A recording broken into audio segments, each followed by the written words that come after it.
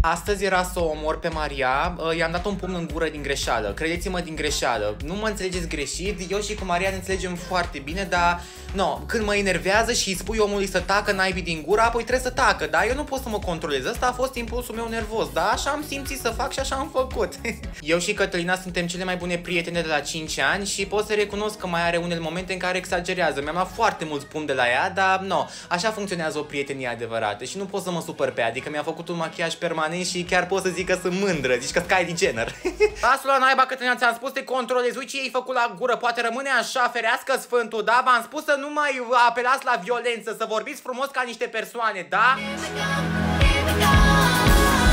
În primul rând, asta este o problemă între mine și Maria și se bagă ea ca musca în curul calului, deci nu o privește pe ea, nu mă interesează de violență și de regulile ei morale, da? Și să știți că există o diferență între prietene și cele mai bune prieteni. Eu cu Maria stăm pe apel când facem caca la wc și treaba asta o integrează automat în capitolul cele mai bune prietene. Eu nu am ce să mai zic, eu am trecut peste, dar vreau doar să știu dacă trebuie să merg la medic sau nu, că începe să se umfle și mă doare și nu vreau să ajung, adică tot Kylie Jenner rămân.